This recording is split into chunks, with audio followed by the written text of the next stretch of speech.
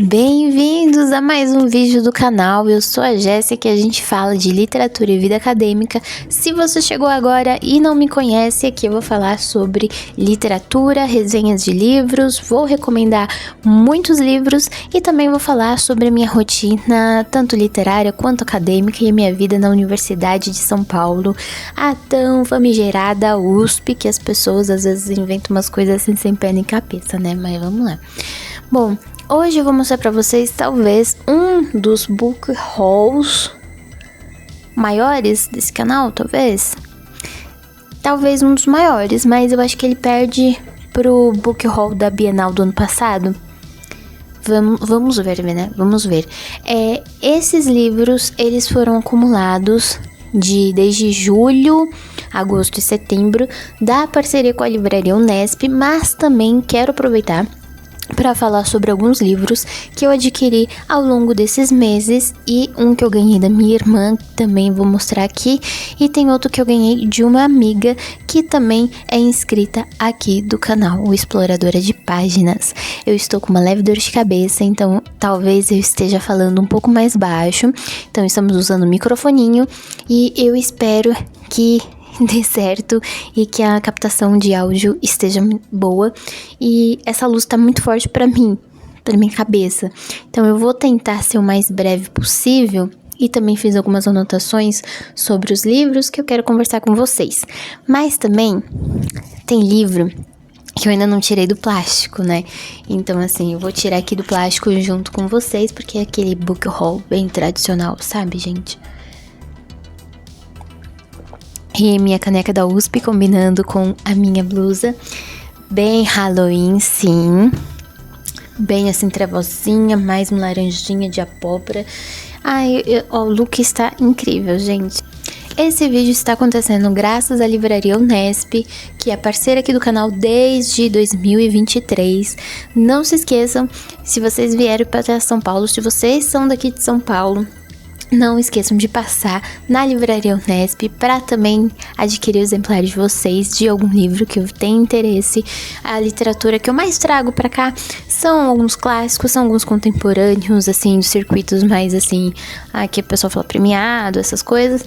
Mas é porque é uma literatura que me interessa, porém, na Livraria Unesp tem outras 1000 literaturas que vocês podem tá conhecendo e adquirindo. E lembrando que a gente tem um cupom de desconto com Jéssica15, tá bom? Então 15%, tanto no site da livraria, quanto se vocês forem lá pessoalmente, como eu sempre mostro pra vocês. A livraria é incrível, o pessoal é muito incrível, conversa muito com o pessoal sobre literatura, e a gente, um recomenda livro pro outro, e assim, é uma troca cultural maravilhosa, e não é de difícil acesso. Ela fica bem no centro de São Paulo, no coração, no Marco Zero, de frente pra Praça da Sé, número 108, e tem bem grandão assim, Livraria Unesp, então é bem de frente da Catedral, não tem como se perder, gente. São Paulo, a parte central, assim, se você for, não vai ter como se perder. Ali tem bastante referência, tem bastante coisa. Vamos começar, então, por um livro que tem uma crise existencial. E esse livro, eu achei muito interessante essa sinopse. E como é da Penguin, que aqui no Brasil é pela Companhia das Letras, que é publicado, eu quis essa edição porque aqui, ó, eu tenho uma coleção da Penguin aqui nessa estante, como vocês podem ver. Então, eu vou tirar do plástico e vocês vão... Eu não sei se o áudio tá captando direitinho, porque toda vez que eu uso esse microfone distante, não segurando, ele não capta direito, né?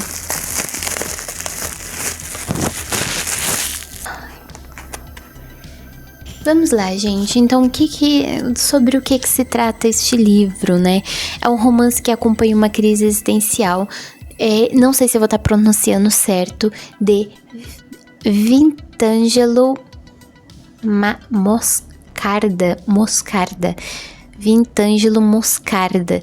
A partir de um comentário extremamente trivial da esposa dele. A imagem que os outros têm dele é diferente da imagem que ele tem de si mesmo. E ele entra em uma crise existencial por conta disso. Porque ele se toca que as pessoas vão ter uma impressão dele que é totalmente diferente da impressão que ele tem de si mesmo. Então o que acontece? A partir dessa revelação, o protagonista ele vai mergulhar em uma busca angustiante, segundo a sinopse, que está me prometendo muito aqui, para compreender sobre sua identidade, e perceber que as pessoas observam ele de forma diferente e como que ele vai lidar com isso. E eu achei interessante porque, assim, um paradoxo entre talvez ser ninguém ou nenhum. Então, basicamente, pelo que eu entendi, bem aqui, jovens, basicamente uma linguagem jovem da internet é um hétero, homem, cisgênero, que entra em crise existencial porque ele repara que as pessoas têm uma visão e impressão dele diferente do que ele tem sobre ele mesmo. E isso é tão óbvio. Mas ele entra nessa... Ai, gente, desculpa, eu sim, estou criticando. Essa edição eu achei muito interessante porque só tem nome de peso no trabalho editorial. Então a gente vai ter na tradução de Maurício Santana Dias, o pós-fácil do Alfredo Bose, professor da USP. Ele veio a falecer em 2021, o meu ano de ingresso. E entrevista com o autor por Sérgio Buarque de Holanda. Então temos também uma entrevista. Gente, eu simplesmente estou encantada. E esse daqui vai mais um livro para minha coleção de literatura italiana clássica, né? Esse daqui é de Luigi Pirandello. Eu acho que eu estou pronunciando de forma certa. Gente, o que vocês acharam do meu cabelo preso assim? Eu me acho estranho o cabelo preso, não sei. E vamos para o próximo livro e vamos também tirar do plástico. Dizem que esse plástico tem um nome muito específico. Eu não sei o nome certo dele. Eu sei supostamente um nome, só que eu não sei se ele tá certo. Então não vou passar fake news pra vocês aqui. Então vamos lá de momentos de ASMR tirando da capa. Tem que tomar cuidado porque minha água tá bem aqui do meu lado. E eu não quero derrubar água, porque tem meu teclado. Falando nisso, eu vou colocar meu teclado mais pra frente.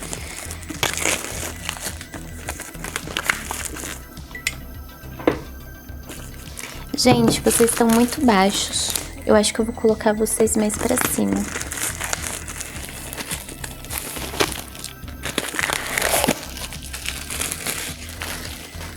Ai. Olha isso. Bom, gente, eu simplesmente sou apaixonada por essas edições. Elas são incríveis, elas são lindas. Não é à toa que eu tenho uma coleção aqui. Ai, minha coleçãozinha. Gente, isso aqui é uma coleção de anos, tá? E foi anos acumulando. E, inclusive, graças à minha parceria com a Livraria Unesp, eu tenho conseguido adquirir mais livros e edições da Penguin, que eu sou extremamente apaixonada e era um sonho desde quando eu era adolescente ter esses livros, esses grandes clássicos. E eu gosto muito de todo o trabalho editorial, tanto fonte, diagramação, como as capas são trabalhadas, a identidade visual, e também gosto muito da diagramação, acho que já falei pra vocês, fonte, gosto também que tem alguns textos de apoio, então sou extremamente apaixonada. Relações Perigosas, ele é escrito de forma epistolar, é um romance que vai expor um jogo de manipulação entre ali a corte francesa, a aristocracia francesa do século XVIII. Então a gente vai ter a marquesa, gente, eu não sei pronunciar francês, apesar de ler uma coisinha ou outra, a pronúncia, a prosódia de uma língua é diferente, né, da leitura. Então se escreve de um jeito, mas se fala de outro. Então vamos lá. Eu acho... Vou falar minha pronúncia aqui de bem abrasileirada. É a Marquesa de Mertelho e o Visconde de Valmont, que se utilizam desse amor, desse desejo como armas de intrigas sociais. E eles ficam fazendo esse jogo de sedução ali dentro dessa aristocracia, ficam mandando cartas, sabe? Então o enredo ele vai mostrar como essas relações fundadas no prazer da vingança e da crueldade psicológica e vão acabar revelando consequências trágicas da corrupção moral de dentro dessa aristocracia, né? Então aqui vai falar sobre muita coisa, sobre desejo, sobre corrupção moral, intrigas políticas da corte francesa do século XVIII. E a tradução tá por conta de Dorothée de Prauscher, eu acho que é assim que pronuncia. E eu vi uma determinada booktuber dando hate nesse clássico, e aí eu falei assim, nossa, eu vou pegar pra ler. Porque toda vez que alguém fala mal de algum clássico que expõe a sociedade, os bons costumes e fala mal, mete o pau, geralmente eu gosto. Então, aí tem que, né? Agora, um livro que eu vou mostrar pra vocês é sobre teoria literária, poética do romantismo, da editora Unesp. Essa daqui também é muito bonita. Esse daqui tava no saldão da livraria.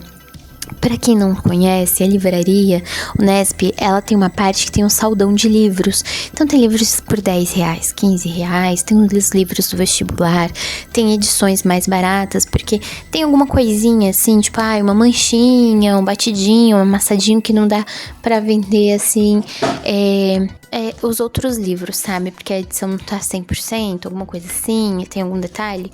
Olha só, essa edição, o único ruim dela é que ela tem páginas brancas, então dor de cabeça, me dá enjoo, páginas brancas e dor de cabeça, porém o assunto me cativa muito, então eu vou dar um jeito. Talvez por mudar a luz aqui do escritório pra amarela, porque aquelas luzes inteligentes, se a gente muda pra amarela, a página branca absorve um pouco mais e as coisas ficam melhores. E fora que essa daqui é a luz da frente da minha escrivaninha, então aí eu vou desligar ela e eu consigo ler melhor também. Enfim, essa aqui é do Márcio Schell, eu acho, Schell. Então é um estudo crítico que ele vai trazer, uma análise estética das ideias que moldam o romantismo, vai abordar suas manifestações na literatura, nas artes no geral também, tá? Essa obra, ela vai explicar temas como subjetividade, a idealização da natureza dentro do romantismo, porque a gente tem, principalmente dentro da literatura, né? Quanto no classicismo, na escola literária, a gente tem uma idealização da natureza muito bela, campestre, né? O carpe diem, fugere urbe, né? Fugir das cidades para ir para o campo e tudo mais. E a referência a Arcádia, uma cidade na Grécia. No romantismo a gente tem, porque a natureza é sombria, porque a natureza é gótica e etc. E, olha só como que a natureza ela é mais fechada, ela é mais densa, sabe? Um flerte com a depressão da natureza, digamos assim, sabe, o lado mais sombrio, assim, e que essa coisa sombria é bela e sedutora e selvagem, sabe? Isso a gente tem na escola romântica. A gente tem como característica, entre aspas, geral, sabe? Então, o que a gente vai ver também nisso? A obra ela vai examinar essa subjetividade e essa idealização da natureza que a gente tá falando, né? E a noção de gênio criador e conflito entre imaginação, realidade, e oferece para nós, leitores, um panorama sólido, principalmente quando a gente tá fazendo pesquisa, e interpretativo sobre esse movimento fundamental da cultura moderna, né? Porque esse aqui é um pouco antes do modernismo, porém a gente vai estudar bastante sobre essa poética do romantismo e isso é bem interessante, né? E ele vai falar sobre essa noção de gênio criador que eu acho muito interessante, porque, gente, o ser humano tem um grande problema de ver coisas geniais, coisas extraordinárias e dar para essa coisa do gênio criador, né? Que é basicamente o quê? esse gênio do criador é pra falar, nossa, que genialidade, olha como trouxe tal coisa, mas os escritores, principalmente os escritores dessas épocas, seja romântica, modernista, enfim, eles têm que estudar muito e projetar muito seus textos. Por exemplo, o Virgílio. Virgílio estudou pra caramba, teve que ler suas referências da sua época. Virgílio, pra quem não conhece, é um poeta latino, um poeta romano, e que escreveu a Eneida. Ele tem muitas referências de outros grandes clássicos, digamos assim, da sua época, não só da antiguidade, mas também outras referências mais próximas a ele também, e inclusive teatrais, tanto romanas quanto grego. Enfim, e ele teve que estudar muito, pensar muito e se programar, e refez e reeditou. A gente tem ainda fragmentos que mostram a reedição dele dentro do próprio texto. Então, assim, são escritores que pensaram, planejaram e fizeram muito, e levou muito tempo para escreverem até a obra final que a gente tem. Então, não é uma coisa de genialidade, abençoado pelos deuses. Ai, meu Deus, que incrível. Não, é a base de muito estudo, muito treino e muita escrita. E é sobre isso também que esse livro vai abordar, que não é um gênio intelectual e nascido do nada e inteligência tirada do coles, mas sim porque estudou-se muito para isso. E agora a gente vai falar sobre eu acho que agora a gente pode dizer que eles são clássicos, modernos, contemporâneos, sabe? Da literatura brasileira. Vamos falar sobre Milton Ratum, Dois Irmãos. Se eu não me engano, esse livro estava na lista da FUVEST de 2021, que é meu ano 2020, né? Ano de ingresso 2021. Estava na minha lista, se eu não me engano. Sim, tava na minha lista. E eu lembro de ter achado extraordinário, porém não tive tempo de ler a obra integralmente. Não façam como eu, né, que não li integralmente essa obra. É importante vocês lerem. Como professora aqui de literatura, eu vou falar pra vocês. Leiam as obras, gente, leiam. Enfim, o que esse romance vai falar, né? Narra a história de uma família de origem libanesa, né? Ascendência libanesa, que vai vir morar em Manaus. Então vai ser marcada por rivalidade entre esses dois irmãos. Eu não sei pronunciar direito, mas eu acho que a pronúncia é Jacob e Omar. E vai ter uma relação muito conflituosa entre eles, né? Porque vai atravessar gerações, vai revelar tensão de identidade, vai trazer também questões culturais, amores proibidos, disputas que vão corroer os laços familiares. Então, o autor, o Milton Ratum, ele vai construir uma narrativa densa que, ao mesmo tempo, vai refletir sobre as transformações sociais históricas na Amazônia brasileira do século XX, né? Então, vai ser com fragmentos históricos do século XX, juntamente com essa família. Então, a gente vai acompanhar essa família de imigrantes aqui no Brasil, especificamente num lugar que foge muito do circuito Rio e São Paulo, né? Que é Amazônias, que é Manaus, e eu acho que talvez no imaginário das pessoas do sul, sudeste, sabe? Tem uma imaginação muito distante sobre Manaus e os costumes. Se aqui no Brasil a gente já tem essa visão de outros estados muito, muito romantizada, ou às vezes achar que tudo é mato e onça pintada, imagina no exterior, né? Como que a visão sobre o que é Manaus, ou o que é Brasil para as outras pessoas. Então esse é um livro que eu estou muito curiosa, quero muito ler, e é também da Companhia das Letras, do selo Companhia de Bolso, né? E eu estou assim simplesmente viciada e apaixonada, com um hiperfoco nessas edições. Eu inclusive estou fazendo uma pequena coleção aqui em cima. Eu não tenho mais onde enfiar livro, gente. Eu estou com grandes problemas onde enfiar livros.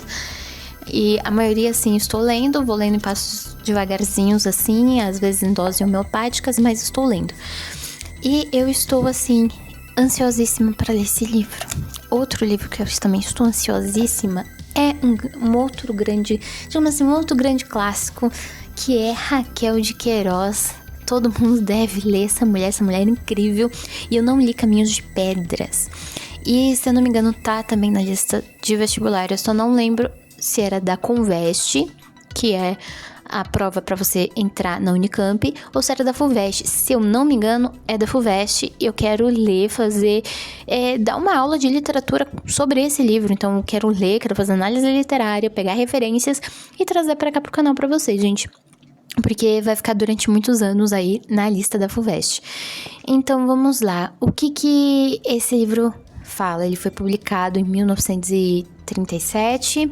É um romance que vai abordar dilemas da personagem Lúcia, que é uma jovem que se envolve em causas políticas, vai enfrentar limites entre o idealismo e a realidade, e é isso que impacta também muita gente. Em questão, gente, quando se participa de movimentos políticos, né? Porque a gente tem um ideal, um imaginário político, um ideal coletivo, a gente tem idealismos políticos e a gente tem aquela paixão, aquele vigor, só que a realidade é diferente. E a política, ela é construída todos os dias, tem esse enfrentamento, tem enfrentamento de ideias, mesmo dentro, sei lá, seja ideias partidárias dentro de um partido, seja ideias coletivas que queiram se aplicar dentro de como resolver uma situação, por exemplo. E eu acho isso um exercício muito bom, principalmente também quem tá fazendo... Não, para todo mundo, gente. É um exercício de cidadania isso. Mas também para quem vai fazer redação, Enem, FUVEST, pensa a sociedade, como é que resolve determinado problema. A gente, principalmente Enem, que você tem que dar uma proposta de intervenção, vai refletindo sobre as causas sociais. É isso que o Enem te pede. É isso que o vestibular te pede, é o mínimo como pessoa, tá bom?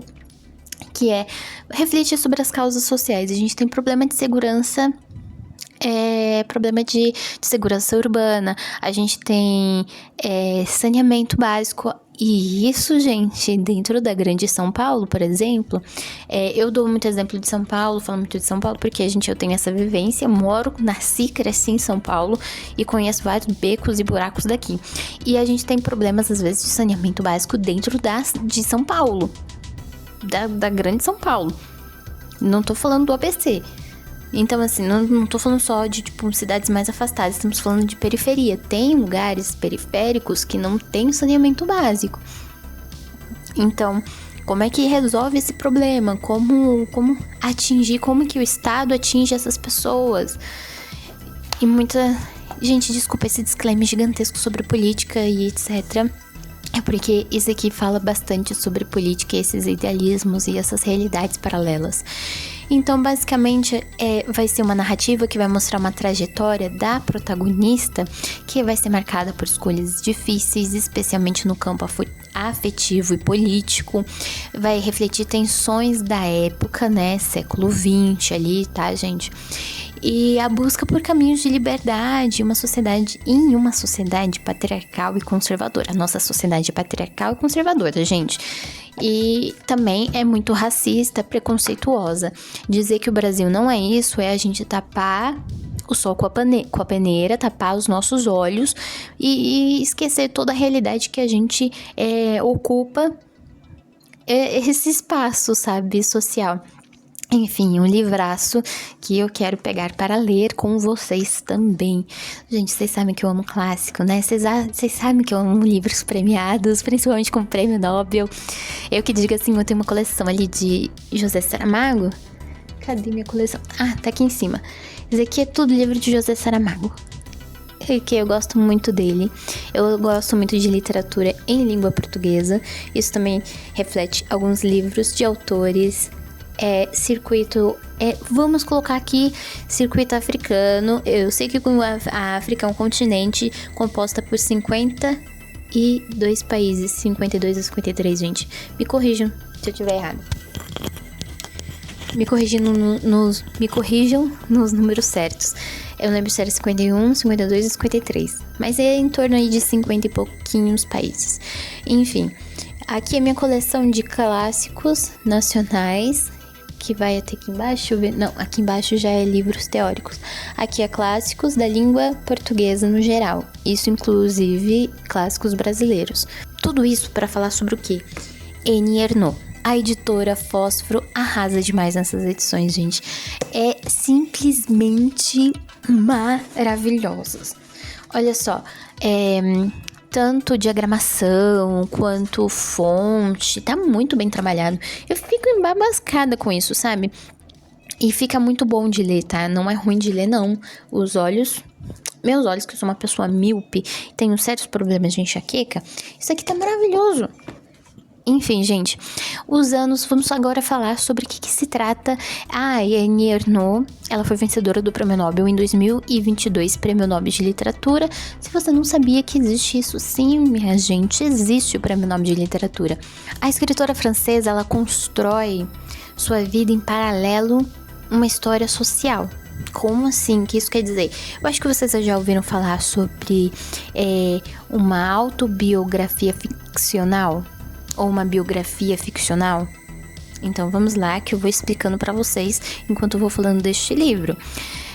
Ela vai misturar então um paralelo da vida pessoal dela, do que ela passou ali em meados do século XX, do pós-guerra, com a política francesa ainda do pós-guerra do século XX, né? Pós-guerra, Segunda Guerra Mundial. Então a Ernaux, ela vai combinar elementos de memória individual, fragmentos da memória dela, do que se passou na vida pessoal dela, com uma memória do coletivo. Vai tratar gerações que foram marcadas por mudanças culturais e sociais muito drásticas, inclusive sobre consumo e sobre mentalidade. Isso eu acho poderoso. Eu vi uma matéria falando mal da Annie Ernaux, mal entre aspas, falando que Annie Ernaux não é literatura de verdade, mas assim, a gente tem que ser muito crítico, sim.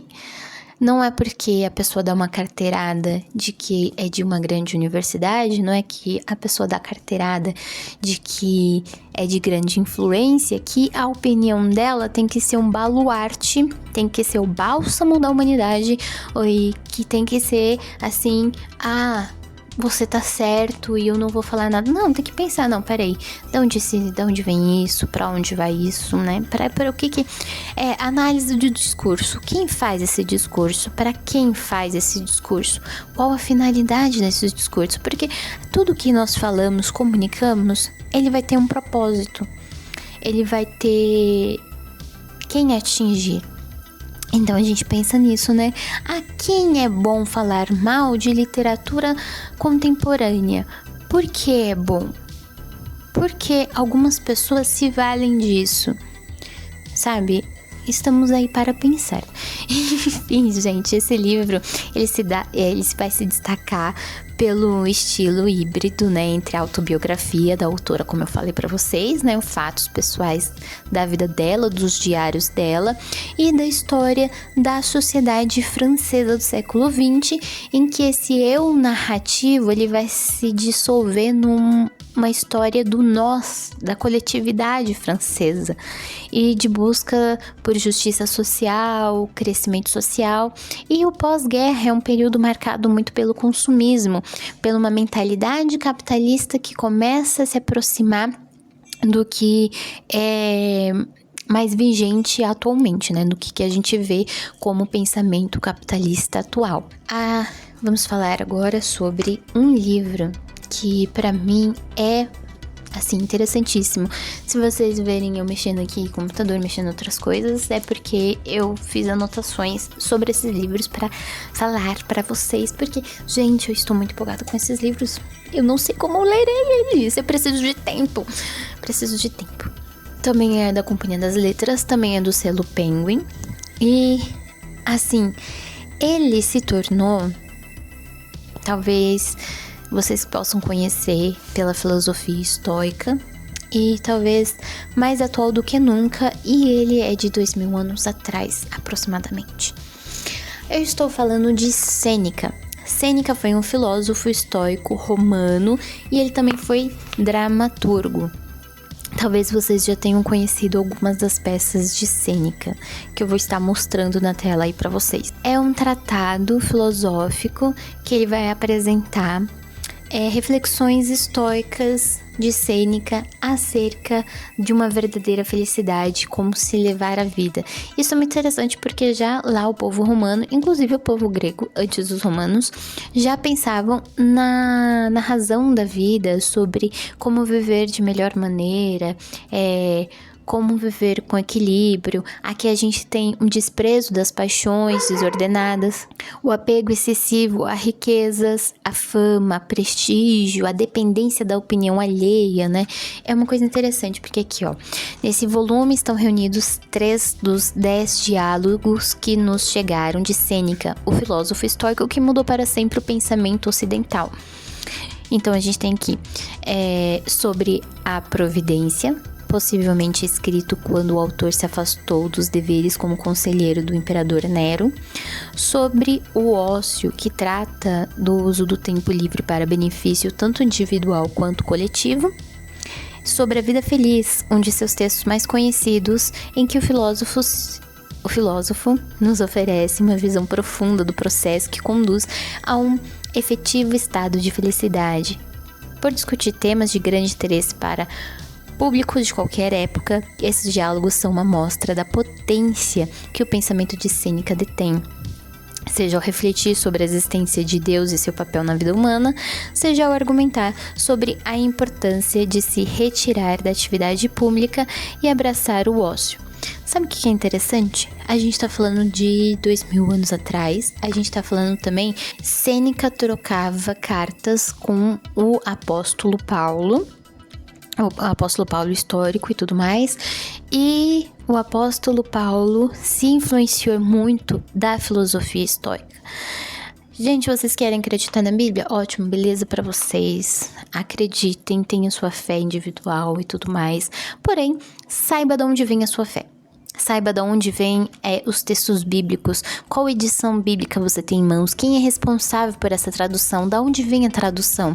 Tem muita gente que se professa cristã, se professa que a Bíblia é um livro sagrado para elas, porém elas não têm noção de quando foram escritos, de que época se trata, quais as línguas que a Bíblia é escrita. Muita gente não sabe, muita gente nem procura saber, nem procura ler diretamente.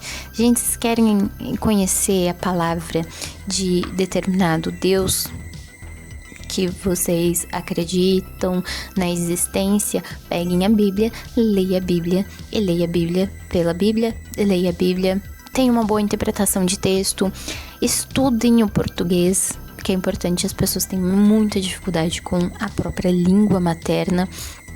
E entendam a construção sintática. Sintaxe, gente, a gente aprende muito na escola. Aqui, relembrando, para quem não lembra, tá tudo bem, às vezes dá uma esquecida. O que é objeto direto? O que é o sujeito? Quem é o sujeito da oração? Essa oração é uma oração ativa, uma oração passiva? Se tá na voz ativa, é uma oração direta, qual que é a construção textual, porque assim você entende muito mais sobre do que tá falando esse texto, sobre a fonte dele mesmo, sabe? E eu acho isso muito importante vocês lerem. Quem é cristão e etc, e querem se professar cristãos, é que leiam a Bíblia e entendam de onde vêm as crenças atuais do cristianismo.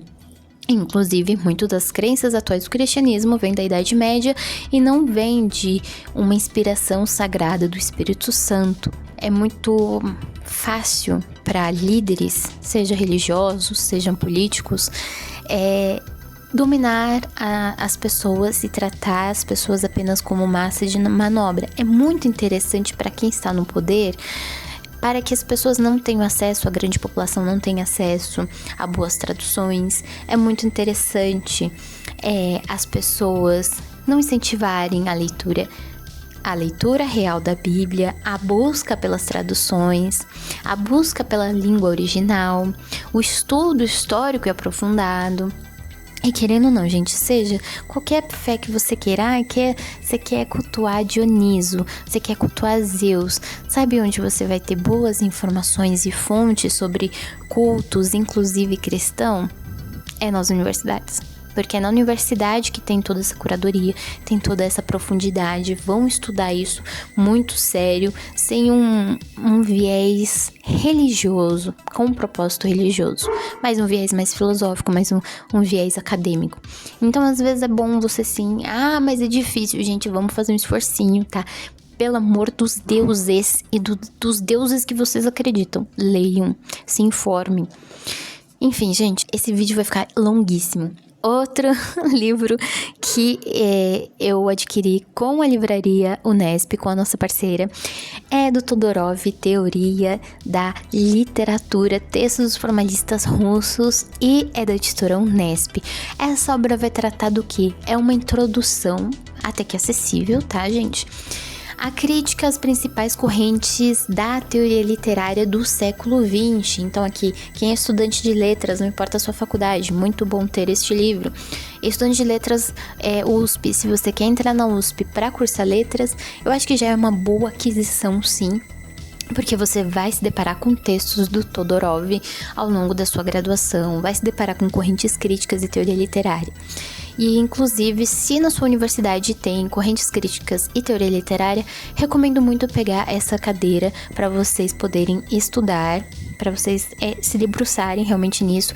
E se a sua universidade não tem, vai atrás de informações, porque assim vai te dar muita bagagem de análise literária, assim, gigantesca, mas saiba também que é um viés que muita gente tem, os autores são homens de sua época, estamos falando do século XX, é um pensamento ali eurocêntrico, branco, então sempre vamos conhecer as ferramentas, estudá-los, mas não levá-los como se fosse assim, vamos ter críticas, vamos ter. Enfim, gente, ele vai apresentar conceitos fundamentais como estrutura, gênero, narrativo, função da literatura, e Todorov ele vai examinar as contribuições de escolas como o formalismo russo e o estruturalismo e a crítica literária moderna, estamos falando do século XX, meados do século XX, e vai fornecer ao leitor essa curadoria, vai fornecer um guia para compreender como a literatura pode ser estudada de forma sistemática, rigorosa. E aqui tem bastante texto interessante. Eu estudei o formalismo russo, eu fiz crítica literária, e tem vídeo aqui no YouTube, vídeo aqui no canal sobre a minha experiência e fazendo o trabalho, como foi a disciplina. E eu falo absolutamente tudo pra vocês, gente. Eu mostro pra vocês, enfim.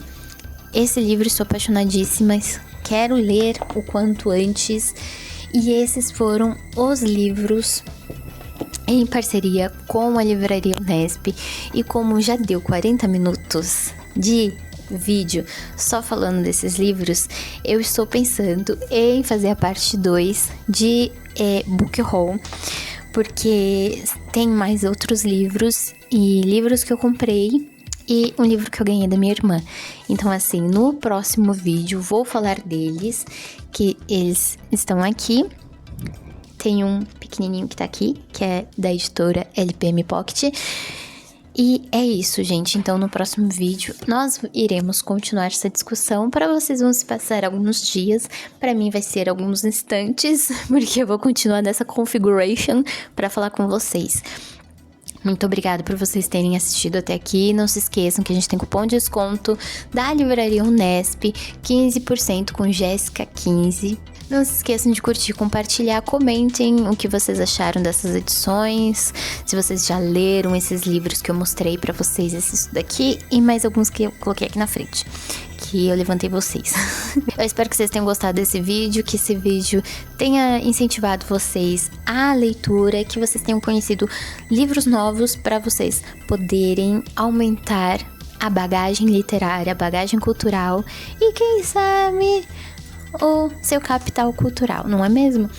Bom, gente, muito obrigada por vocês continuarem assistindo e continuarem acreditando no potencial do canal Exploradora de Páginas. Um beijo e até o próximo vídeo.